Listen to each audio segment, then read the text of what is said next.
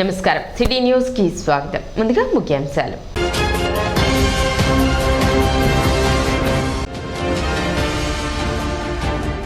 August 2 నుండి సినిమాల ప్రదర్శనలకు తెలంగాణలో అమలు చేస్తున్న పర్సెంటేజ్ విధానాన్ని ఆంధ్రలోనూ అమలు చేయాలి. మా ఏపీ వ్యవస్థాపకులు దిలీప్ రాజా డిమాండ్.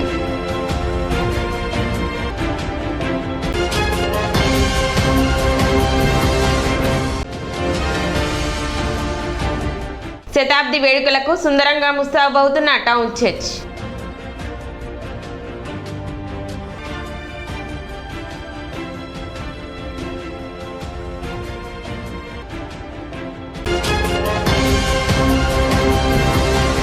తెనాలి పట్టణంలోని బోస్ రోడ్లో ఉన్న టౌన్ చర్చి వసతులను మరింత మెరుగుపరుస్తున్నారు. వచ్చే ఏడాది జరగనున్న శతాబ్ది ఉత్సవాలకు చర్చి లోపల బయట ప్రత్యేక ఏర్పాట్లు చేస్తున్నారు. 1925లో ఈ చర్చిని నిర్మించగా 2025కి 100 సంవత్సరాల ఉత్సవాలు ఘనంగా జరపాలని కమిటీ భావించింది. భక్తుల వసతికి అనుగుణంగా మార్పులు చేర్పులు చేపట్టారు. అడ్హాక్ కమిటీ సభ్యులు చర్చి అభివృద్ధి వివరాలను తెలిపారు. 75 లక్షలతో సండే స్కూల్, మీటింగ్ హాల్, స్త్రీల సమాజం నిర్మించామన్నారు. ఇరువైపులా వరండా విస్తరించామని, ఆధునిక రీతిలో మెయిన్ గేట్, ఫ్లోరింగ్ పనులు పూర్తి చేసి భక్తులు మెచ్చేలా తీర్చిదిద్దేందుకు ప్రయత్నిస్తున్నామన్నారు. 1908 తెనాలిలో సువార్త ఆరంభమయ్యింది. మన తెనాలిలో 1909 వైద్య సహాయం కృపావరం కాంపౌండ్, అంటే ఇప్పుడు అంబేద్కర్ కాలేజీ క్యాంపస్, దాని అక్కడ వైద్య సహాయం కూడా ఏర్పాటైంది. ఆ తర్వాత 1912లో వసతి గృహం ఏర్పాటు చేశారు. పిల్లలకి హాస్టల్, చదువుకునే పిల్లలకి హాస్టల్ ఏర్పాటు చేశారు. 1914-25 వరకు హాఫ్ దంపతులు, అమెరికా నుండి వచ్చినటువంటి హాఫ్ దంపతులు ఇక్కడ పనిచేశారు. 1926-34లో మెకాలే దంపతులు పనిచేశారు. 35-45లో డుంకుల్ బర్గర్ అనే దంపతులు పనిచేశారు. ఆ రీతిగా పని ఆరంభమైంది. దీనిని 22లో స్టార్ట్ చేసి 25లో కంప్లీట్ చేసి డెడికేట్ చేసి అప్పుడు చర్చికి చేశారు. 1987లో నేను ఇక్కడికి చర్చికి పాదిరిగా రావడం జరిగింది. ఏ క్లాస్ వారు, అడ్మినిస్ట్రేషన్ బాడీ వారు నన్ను ఆహ్వానిస్తే నేను నాగార్జున సాగర్ వదిలిపెట్టి ఈ చర్చికి పాస్టర్గా రావటం జరిగింది. వరల్డ్ క్రిస్టియన్ కౌన్సిల్ వారు ఒక వ్యక్తిని తెనాలి పంపించారు. పంపిస్తే ఆయన వచ్చి చూచి దీన్ని ఈ స్టాచ్యూ మీదకి ఎక్కి ఫోటో తీయించుకొని, ఆ ఫోటో అక్కడికి వెళ్ళిన తర్వాత జర్మన్ దేశంలో అందరికీ చూపించడం జరిగింది. మన ఇండియాలో 11 రాష్ట్రాల్లో లూథరన్ చర్చెస్ ఉన్నాయి. 11 రాష్ట్రాల్లో ఈ లూథరన్ చర్చెస్ ఉన్నాయి. అయినప్పటికీ ఎవరు ఆ స్టాచ్యూని వేయడానికి ఎవరికి ధైర్యం చాల. మేము ఆ దినాల్లో మాకు ఒక ఫైన్ ఆర్ట్స్, ఆంధ్ర యూనివర్సిటీలో ఫైన్ ఆర్ట్స్ చేస్తున్నటువంటి ఒక లేడీ విజయలక్ష్మి గారు దొరికారు. ఆమె ద్వారా మేము ఆ స్టాచ్యూని చేయించగలిగాము. ప్లాస్టర్ ఆఫ్ ప్యారిస్ తెచ్చి ఆడబెట్టి దాన్ని చేయటం జరిగింది. 1925లో స్టార్ట్ అయినటువంటి ఆలయం రేపు 25కి 100 సంవత్సరాలు పూర్తి చేసుకోబోతూ ఉంది. ఆ పూర్తి చేసుకోబోయే టైంలో మరి ఇక్కడ జనం బాగా పెరిగిపోయారు, కూర్చోవటానికి ఇబ్బందులు పడిపోతున్నారు. అందువల్ల మరి మన కమిటీ వారు ఆలోచించి ఎక్స్టెండ్ చేశారు. అయినా చాలటం లేదు, అయినా బయట నిలబడుతున్నారు. మరి ఆ రోజుల్లో 1000 రూపాయలకి సంతోషించిన మేము ఈ దినాన ప్రతి ఆదివారం 1,00,000-1,50,000 దాకా చందాలు పెరిగినాయి. అదే రీతిగా మొన్న ఆదివారం 3 లక్షలు వచ్చినాయి. కనుక ఆ రీతిగా డెవలప్ అవుతూ ఉంది. హిందువులు ఎక్కువ బాగా వస్తున్నారు, వచ్చేవారంతా కమిటెడ్ పీపుల్ వస్తున్నారు. ఇదిగో పాస్టర్ గారు ఇక్కడ నుండి అనౌన్స్ చేస్తే చాలు, వచ్చేసేసి మేము 25,000 ఇస్తాం, 10,000 ఇస్తాం అని చెప్పి ఇచ్చి స్వయంగా ఎవరు ఫోర్స్ చేయకుండా ఇచ్చి వెళ్ళటం జరిగింది. కనుక రేపు 25లోకి ఎంటర్ అవ్వడంతోనే 100 సంవత్సరాలు కంప్లీట్ అవుతుంది. కనుక అప్పటికి దీన్ని ఇంకా శృంగారంగా తయారు చేసి దాన్ని ఓపెన్ చేసుకోవాలి అని మా కమిటీ వారు ఎవరు ఒత్తిడి లేకుండా ఆ రీతిగా మరి వెనక అది కట్టినప్పుడు దాదాపు 1.5 కోటి ఖర్చు పెట్టి వెనక అది కట్టించారు. పాస్టర్ దేవరపల్లి యేసురత్నం, లెనిన్ బాబు, కమిటీ సభ్యులు డేవిడ్ రాజు, వేమయ్య, బుచ్చిబాబు, దేవదానం, చంద్రకుమార్, జాన్ మోహన్, శ్యామ్ ప్రకాశ్ రావు తదితరులు పాల్గొన్నారు.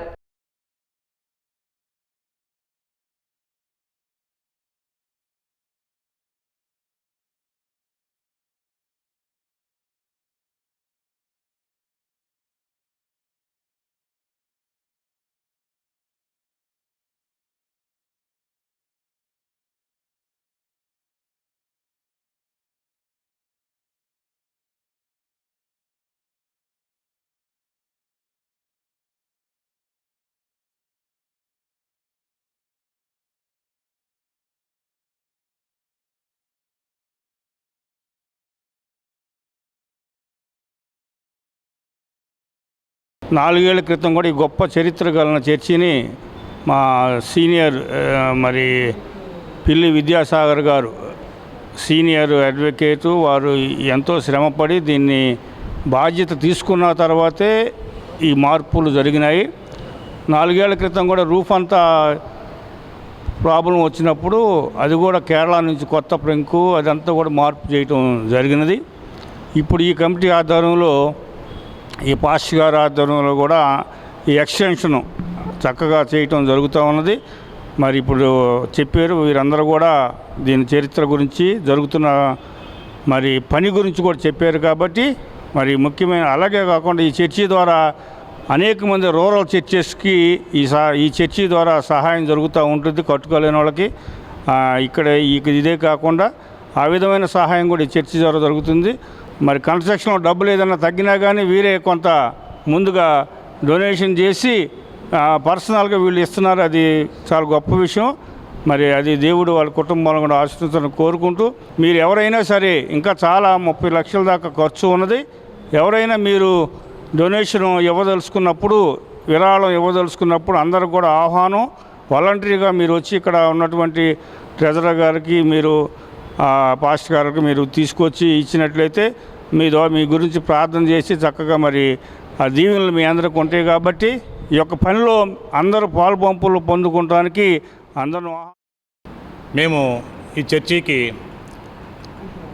2020 నవంబర్ 1వ తారీఖు నుంచి అడా కమిటీగా ఏర్పడి ఆ కమిటీలో నేను కో-సిగ్నేటర్గా ఉంటూ మరి మేము జీరో బ్యాలెన్స్ అంటే అంతకుముందు వచ్చినటువంటి కమిటీలో నుంచి మాకు వచ్చినటువంటి నిల్వ జీరో, ఆ జీరో బ్యాలెన్స్తో ప్రారంభం చేసి మరి 100 సంవత్సరాల నుంచి వెనక ఉన్నటువంటి షెడ్డుని చిన్న రేకుల షెడ్డుని ఒక 75-80 లక్షలు పెట్టి 3 అంతస్తుల బిల్డింగ్గా వేయటం, అంటే దానిని ఫ్యూచర్ భవిష్యత్తు తరాలకు ఉపయోగార్థంగా ఉండడం కోసం ఆ బిల్డింగ్ని నిర్మించడం జరిగింది. దానిలో కింది భాగంలో సండే స్కూలు, పైన కమిటీ మీటింగ్ హాలు, ఆ పైన జనరల్ బాడీ మీటింగ్ హాలు, మరి పాస్టర్ గారి గెస్ట్ హౌసు, అట్లాగే సెక్షన్ ఉండటానికి ఒక ఇల్లు లాంటిగా కిచెన్తో ఏర్పాటు చేయడం జరిగింది. చర్చికి రెండు ప్రక్కల కూడా ఎప్పుడు ఈ 100 సంవత్సరాల నుంచి టెంట్లేసి మరి ప్రజలు కూర్చోవటం, మా వచ్చినటువంటి భక్తులు, ఆదివారం వచ్చినటువంటి భక్తులు కూర్చోవడం జరుగుతుంది. మరి ఎంతకాలం జరిగినా కానీ ఈ 100 సంవత్సరాలు అంటే దాదాపుగా 78 సంవత్సరాల నుంచి కూడా ఈ టెంటుల్లోనే ప్రజలు ఆదివారం భక్తులు ఉంటున్నారు. దానిని ఏ విధంగా చేయాలని చెప్పేసి చాలా రకరకాలుగా ఆలోచించారు. కొంతమంది రేకులు వేయాలన్నారు, కొంతమంది షెడ్ వేయాలన్నారు, ఎట్లా చేయాలన్నారు. కానీ ఈ చర్చి యొక్క రూపురేఖల్ని మారకుండా ఉండేందుకు మరి పిల్లి విద్యాసాగర్ గారి నాయకత్వంలో ఎంతో ఆలోచించి ఈ యొక్క షెడ్డు విస్తరణని, చర్చి యొక్క విస్తరణని సేమ్ అదే పెంకులతో కేరళ నుంచి పెంకులు తెప్పించడము, కలకత్తా నుంచి పెంకులు కప్పేవారిని తెప్పించడము, అంతకంటే ముందు 2018లో మరి లోపల ఉన్నటువంటి ఈ యొక్క పాత గోడలుగా ఉండే అంత ముందు వాటిని మరి అందంగా తీర్చిదిద్ది వాటికి సౌండ్ ప్రూఫ్గా చెక్కలు కూడా వాటిని ఏర్పాటు చేసి మంచి అలంకరణ. ఈ దేశంలో ఏ చర్చికి లేనటువంటి ఒక గొప్ప ఆధిక్యత ఈ సంఘానికి ఉంది. అదేంటంటే కులాలకు మతాలకు అతీతంగా తెనాలి చుట్టుపక్కల ప్రాంతంలో ఉన్నటువంటి హైందవులు, ఇస్లామీయులు ప్రతి ఒక్కరు కూడా ఈ మందిరానికి వచ్చి ప్రార్థన చేసుకోవడం అనేది మేము గమనించినటువంటి విషయం. ప్రతివారు వారి వ్యాపారాలకు వెళుతూ, వారి ఉద్యోగాలకు వెళుతూ ప్రతిదినం ఉదయం తెల్లవారుజామునే 5 గంటల నుండి 11 గంటల వరకు ఈ యొక్క దేవాలయం తలుపులు తెరిచే ఉంటాయి కనుక వారు ఉద్యోగాలకు వెళ్ళేటువంటి క్రమంలో, వ్యాపారాలకు వెళ్ళే క్రమంలో ఇక్కడికి వచ్చి కులమతాలకు అతీతంగా ప్రభువుని సందర్శించుకొని ప్రార్థించుకొని ఇక్కడి నుంచి వెళ్ళడం, మరలా సాయంకాలం 4:30 గంటల నుండి 9 గంటల వరకు ఇది తెరిచే ఉంటుంది, దేవాలయం తలుపులు తెరిచే ఉంటాయి. అప్పుడు కూడా ఉద్యోగాల నుండి ఇళ్ళకి వెళ్ళేవారు, వ్యాపారాల నుండి ఇళ్ళకి వెళ్ళేవాళ్ళు అందరూ కూడా ఇక్కడికి వచ్చి మరి ప్రార్థన చేసుకోవడం మేము గమనిస్తూ ఉన్న విషయం. అంత మాత్రమే కాకుండా ప్రతి ఆదివారం సాయంకాలం మరి 6:30 గంటల నుండి 9 గంటల వరకు అనేక మందిగా, వందల మందిగా ఈ యొక్క దేవాలయానికి వచ్చి హిందువులు, ఇస్లామీయులు ప్రతి ఒక్కరూ ప్రభువుని కొలిచి ఆయన ద్వారా మేలులు పొందడం అనేది ఈ దేవాలయానికి మాత్రమే ఉన్నటువంటి. శిక్షా సప్తాహలో భాగంగా జరుగుతున్న పాఠశాల వారోత్సవాలు సోమవారంతో ముగిశాయి. జాతీయ విద్యా విధానం ప్రవేశపెట్టి నేటికి 4 సంవత్సరాలు పూర్తి అయిన సందర్భంగా దేశవ్యాప్తంగా తిథి భోజనం ఏర్పాటు చేసి దాతలకు, తల్లిదండ్రులకు, విద్యార్థులతో భోజనం చేసే కార్యక్రమాన్ని నిర్వహించారు. ఇందులో భాగంగా కొత్తపేటలోని మున్సిపల్ బాయ్స్ హై స్కూల్ నందు తిథి భోజనం ఏర్పాటు చేశారు. అదేవిధంగా విద్యా ప్రమాణాలు తల్లిదండ్రులకు తెలిసే విధంగా ప్రదర్శన ఏర్పాటు చేశారు. కార్యక్రమానికి ఎంఈఓ జయంతి బాబు ముఖ్య అతిథిగా పాల్గొన్నారు. విద్యార్థులకు ఏర్పాటు చేసిన ప్రదర్శనను ఆయన తిలకించి విద్యార్థులను అభినందించారు. కార్యక్రమంలో పాఠశాల ఇన్ఛార్జి ప్రధాన ఉపాధ్యాయులు సిహెచ్ సుందర్రావు, ఉపాధ్యాయులు పాల్గొన్నారు. శిక్షా సప్తాహ్ ఈరోజు 7వ రోజు కార్యక్రమం. నేటికి న్యూ ఎడ్యుకేషన్ పాలసీని లాంచ్ చేసి అమలు చేసి 4 సంవత్సరాలు పూర్తవుతున్న సందర్భంగా మానవ వనరుల శాఖ మంత్రి గారు, అదేవిధంగా మానవ వనరుల శాఖ వాళ్ళు ఆదేశించిన ప్రకారం ఈ నూతన జాతీయ విద్యా విధానం అమల్లో భాగంగా దాన్ని సెలబ్రేషన్స్ కోసం డోనర్స్ని, అలానే కమ్యూనిటీని పాఠశాల నిర్వహణలో భాగస్వాములుగా చేయడం కోసం తిథి భోజనం అనే దాన్ని కొత్తగా ఇంట్రడ్యూస్ చేశారు. దీనిలో పాఠశాలలు అందించే మధ్యాహ్న భోజనం పూర్తిగా డొనేట్ చేయడం కానీ, దానిలో ఒక అంశం అంటే జంక్ ఫుడ్స్ కాకుండా మామూలుగా స్వీట్స్ కానీ, ఫ్రూట్స్ కానీ దాతల ద్వారా సేకరించి విద్యార్థులకు పౌష్టికాహారాన్ని అందిస్తూ ఈ కార్యక్రమాన్ని ఎందుకు నిర్వహిస్తున్నామనేది కమ్యూనిటీకి తెలియజేయడం. చివరి రోజు శక్తి సప్తాహ్ ప్రోగ్రాంలో భాగంగా మా స్కూల్లో ఈరోజు మరి భోజనాలు ఏర్పాటు చేయడం జరిగింది. పిల్లలందరినీ ఇందులో పార్టిసిపేట్ చేస్తూ స్టాఫ్ అందరం కలిసి మరి అరటికాయలు తీసుకొచ్చి పిల్లలందరూ కూడా ఫ్రూట్ ఇవ్వాలనే ఉద్దేశంతో అందరం ఆ ఫ్రూట్ని కూడా ఏర్పాటు చేయడం జరిగింది. సో పేరెంట్స్ని కూడా ఇందులో ఇన్వాల్వ్ చేయాలని చేసి పేరెంట్స్ని కూడా రమ్మని చెప్పాము. మరి మధ్యాహ్నం పూట పేరెంట్సు, టీచర్సు, అట్లానే విద్యార్థులు అందరూ కలిసి మరి గవర్నమెంట్ వారి ఆదేశాల ప్రకారము ఈరోజు మన స్కూల్లో మున్సిపల్ బాయ్స్ హై స్కూల్ తెనాల్లో మరి ఈ కార్యక్రమాన్ని మేము చేస్తున్నామండి. మరి ఈ కార్యక్రమంలో భాగంగా మాకు ఎంఈఓ గారు జయంత్ బాబు గారు కూడా వచ్చారు ఈ ప్రోగ్రాంలో పాల్గొనడానికి. నాకు మరి ఈ కార్యక్రమంలో పాల్గొన్నందుకు చాలా సంతోషం ఉంది. సోమవారం సబ్ కలెక్టర్ కార్యాలయంలో గ్రీవెన్స్ కార్యక్రమం నిర్వహించారు. సబ్ కలెక్టర్ ప్రకాష్ జైన్ అర్జీదారుల నుండి అర్జీలను స్వీకరించారు. రెవెన్యూ 2, ఎంపీడీఓ 2, పోలీస్ 1, మున్సిపాలిటీ 1 మొత్తం 6 అర్జీలు వచ్చినట్లు సబ్ కలెక్టర్ తెలిపారు. వచ్చిన అర్జీలను సంబంధిత అధికారులకు పంపి పరిష్కరించడం జరుగుతుందన్నారు. డివిజన్ పరిధిలోని అధికారులు ఈ కార్యక్రమంలో పాల్గొన్నారు.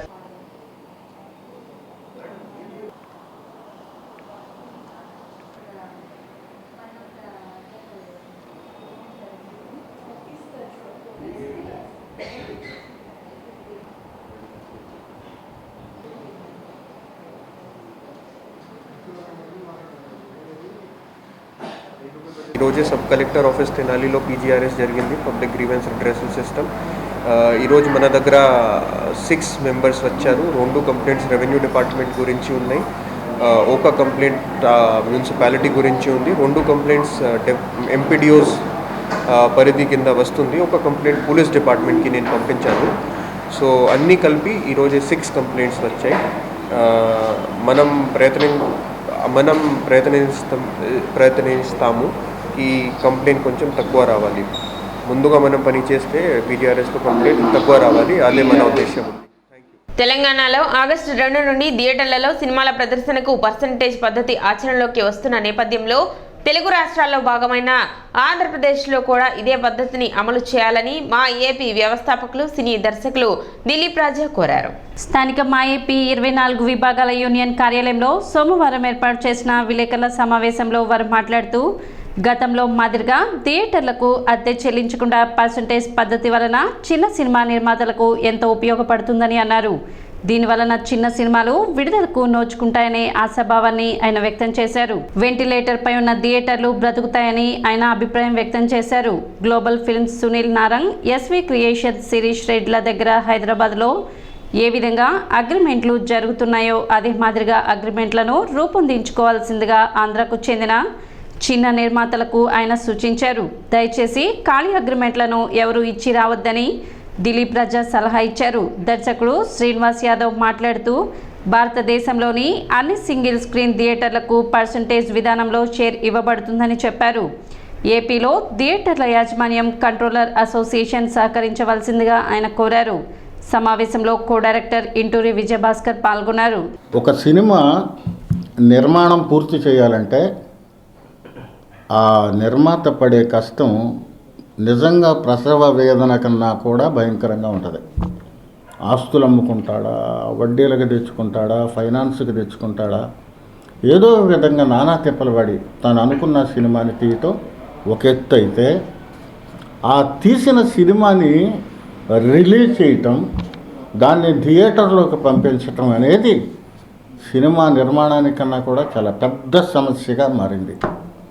ఈ సమస్యకి ఈ రోజున కొద్దిపాటి సొల్యూషన్ అంటే ఈ సమస్యకి పరిష్కార వేదిక అనేది, పరిష్కార మార్గం అనేది ఈ రోజున కొంచెం కనిపించింది.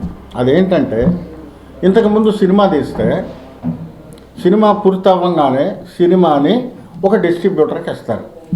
ఇప్పుడు పెద్ద పెద్ద హీరోల సినిమాలు అనుకోండి, ఒక్కొక్క జిల్లాకు ఒక్కొక్క డిస్ట్రిబ్యూటర్ ఉంటాడు. ఆయన 10 కోట్లు పెట్టో, 8 కోట్లు పెట్టో, 20 కోట్లు పెట్టో ఆ హీరోని పెట్టి, ఆ రేంజ్ని పెట్టి కొనుక్కుంటాడు. ఆయన థియేటర్లకు ఇచ్చుకుంటాడు. ఇదే పరిస్థితి చిన్న సినిమాలకు వచ్చిందనుకోండి. చిన్న సినిమా ఆయన నానా తెప్పలు పడి 3 కోట్లు పెట్టి, 4 కోట్లు పెట్టో, 5 కోట్లు పెట్టో ఫైనాన్స్ తెచ్చే సినిమా పూర్తయినాక మళ్ళీ డిస్ట్రిబ్యూటర్కి ఎదురివ్వాల్సి వచ్చే పరిస్థితి ఉంది. దేనికంటే సినిమా హాళ్ళకి అద్దెలు కట్టాలి. నువ్వు 4 రోజులు వేసుకో, నీకు కలెక్షన్ వచ్చుద్దో రాదో మాకు అనవసరం, ఈ 4 రోజులకి నువ్వు ఇంత అద్దె కట్టాలి అనే ప్రాసెస్ ఇప్పుడు దాకా ఉంది. అయితే రేపు ఆగస్టు 2వ తారీఖు నుంచి తెలంగాణ రాష్ట్రంలో ఈ పద్ధతిని ఏం చేశారంటే వాటా కింద మార్చేసేసారు. ఎట్లా అద్దె కట్టే పని లేకుండా దీనికి పర్సంటేజీ బేసిస్ మీద దీన్ని పెట్టారు. అంటే ఏంటి, 50-50 కావచ్చు, 60-40 కావచ్చు, ఏదైనా కావచ్చు. ఇప్పుడు నేను నిర్మాతనే, నా సినిమా నేను థియేటర్లో ఒక వారం రోజులు ఆడిచ్చాను అనుకోండి, ఈ వారంలో వచ్చిన దాంట్లో ఓ 50-50 కానీ 60-40 కానీ ఈ రేషియోలో పర్సంటేజ్ రేషియోలో ఇవ్వటమే కానీ మళ్ళీ అద్దెలకి తీసుకొచ్చి ఇచ్చే అవకాశం ఇప్పుడు లేదు తెలంగాణ రాష్ట్రంలో. ఓ సినిమాని ప్రదర్శించాలంటే ఆ థియేటర్కి పర్సంటేజ్ మాత్రమే ఇవ్వాలి కానీ అద్దె ఇవ్వాల్సిన అవసరం లేదు. అదే పద్ధతిని ఆంధ్రప్రదేశ్ రాష్ట్రంలో కూడా పెట్టాలని మేము movie artist association Andhra Pradesh 24 crafts union తరఫున మేము ఇక్కడ వారిని ఆంధ్రప్రదేశ్లో దీనికి సంబంధించిన వాళ్ళని ఫిలిం ఛాంబర్ వాళ్ళని కానివ్వండి, కంట్రోలర్స్ని కానీ వీళ్ళందరినీ కూడా మేము రిక్వెస్ట్ చేస్తూ ఉన్నాం. మల్టీప్లెక్స్ కాకుండా సింగిల్ స్క్రీన్స్ థియేటర్స్ మాత్రం తెలంగాణలో పర్సంటేజ్ విధానంలోకి ఆగస్టు 2వ తారీఖు నుంచి అమల్లోకి వచ్చింది. సిటీ న్యూస్ ముంచే ముందు ముఖ్యాంశాలు మరోసారి.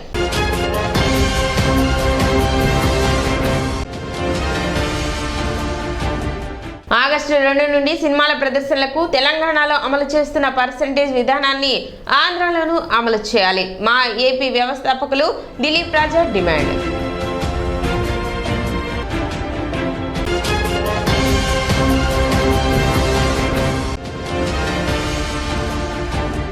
శతాబ్ది వేడుకలకు సుందరంగా ముస్తాబవుతున్న టౌన్ చర్చ్.